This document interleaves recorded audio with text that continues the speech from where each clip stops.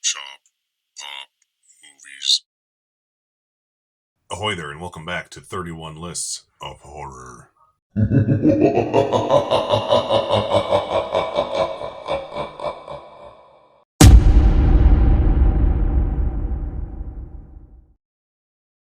Ahoy there, my name is Derek, the Convicted Cinephile, and if you're a convicted cinephile yourself, please like, share, and subscribe to the channel down below. On my channel, I like to talk, shop, and pop open, that is, movies and physical media. And we are here for another 31 List of Horror entry, and today's filmmaker-focused category is going to be Stephen King, not a director like Mr. Carpenter and Craven, but Stephen King is too important to horror and horror movies that I cannot make a Stephen King video, right? I have to. You just gotta do it. There's about 18,000 Stephen King adaptations to pick from, and these are just 5 I really like for various reasons, or ones that I was just surprised how good they were, that I wanted to recommend if you haven't seen them. Honestly, they're all pretty commonly known movies. But, there may be one of the 5 you haven't seen, and that's the goal here, right? And just let me know if there's any you haven't seen. Let me know what Stephen King adaptation I need to watch in the comments, because like I said, I'm only picking 5 out of, I don't have a lot of Stephen King stuff to pick from, and even I probably have like 30. So it's ridiculous. Let's get into this. The first one I'm going to recommend is one I've only watched once, but I'm basically recommending it because it was so much better than I ever expected it to be, and it's sort of like gained a following since it came out. A lot of people like this more than the original, and that's going to be Doctor Sleep, the sequel to The Shining. And what Mike Flanagan did here that was awesome was he both adapted the book really well to the point where Stephen King was a fan of the movie, and he made an actual sequel to the Shining movie that Stephen King doesn't like, and he made it somehow both work, and it was very impressive. So you got Ewan McGregor as grown-up little Danny Torrance, who has the shitting, as we all know, and as an adult, he has trauma. He's an alcoholic and all that traumatic adult stuff. What we're talking about. And then he comes across this group of basically soul cannibals who all have this shining power as well, and they do some horrific things to poor little Jacob Tremblay. Rebecca Ferguson is their leader, their kick-ass hat on. She's great in this movie as well, and not only is it its own story that's done very well, it has a very good throwback sequence at the end of the movie to the original where he goes back to the Overlook Hotel, and a lot of the parts are recast, and they're done really well. Like, they recast Jack Nicholson's Jack Torrance with I can't think of his name now, Henry Thomas Elliot from E.T., and he does such a good job. Like, I didn't even realize it was him at first until the movie was over, and I was like, no shit, that was Elliot. Yeah, if you're a fan of The Shining and you haven't watched Doctor Sleep, or maybe you've only watched Doctor Sleep once like me, and you need to go back, and I think I need to watch the director's cut still. I can't remember which cut I watched to save my life, because they're both really long. It's like an hour and 32 minutes for the theatrical cut on 4K, and then the Blu-ray has the director's cut, and it's 3 hours long. I think I watched the 4K because it's open, so that means I bought it and I opened it. I assume I watched the 4K when I opened it, so I need to go back and watch the director's cut, which I hear is even better. Yeah, I don't want to spoil anymore if you haven't seen it. It's a Shining sequel that does justice to the book and the original movie, and that's honestly kind of a miracle. So, Doctor Sleep. Up next is one I almost put in my John Carpenter recommendations, and then I realized I had it in this and that list. So I had to switch one of my Carpenter recommendations because I'm trying not to double up here. I think I've done it so far. I don't think I've said the same movie twice outside of like franchises. And we're going with Christine. Yes, one of John Carpenter's best scores as well. But yeah, this is definitely a great adaptation of the book. The explanation about why the car is evil is different, but other than that, it's pretty straightforward. From as far as I know, I've honestly never read the book. I don't read good; my eyes don't work. But Christine is a very creepy, very good movie. The car is an amazing like set piece of the movie. How it can like breathe and live and fix itself all practically on screen. It's very cool effects. But you got this nerdy little kid who, trying to find his place in the world, finds this car, or the car finds him, rather. You can say it either way. And they kind of connect and they just sort of change each other. And this car kind of goes out and does this kid's bidding. And he sort of like poisons him with his evil, essentially. And he has to try to escape before it's too late. Kind of a slow paced movie. I like it. I need to watch it again, like all these movies. I've seen it a few times, though. I remember watching it growing up, and I watched it when I bought this Blu-ray. The Steelbook is awesome, by the way. A lot of people don't like this one.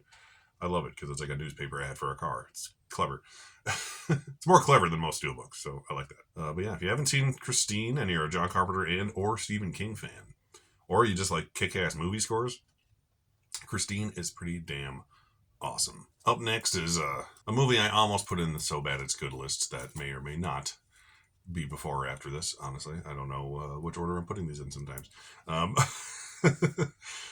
But I decided to put it in the Stephen King list instead, and that's the only movie he ever directed, and for good reason, and that is Maximum Overdrive, starring Emilio Estevez and Yeardley Smith, who plays Lisa from The Simpsons in this, so that's kind of funny to see her in a movie. You got the cool Green Goblin truck there. This is a movie about a weird alien cloud that's hovering over Earth at a certain time of day and takes control of all machines, and apparently all machines is primarily big-ass semi-trucks at a gas station. So it's about this group of people stuck at this gas station with killer trucks outside for days and days until they try to figure out a way to get rid of them, essentially. It's a really dumb movie, but it has some hilarious sequences in it, some great overacting, some kick-ass AC/DC songs, which are like original to this movie. Like the songs are more popular and famous than the movie itself, which is, always a good sign. But this is a great release too. Another Vestron Video release. Really good special features on this thing. But yeah, it's a fun movie. If you want a dumb, fun time and you want to see what movies are like when the director is constantly on cocaine, Maximum Overdrive is a good place to start. My final two are two of my all-time favorite horror movies and Stephen King movies on top of that. And they could have also both been included in my Horror at the Oscars video, but I focused on Best Picture nominees there, and these are both Best Actress nominees and winners. First, we're going to go with Carrie, with Sissy Spacek.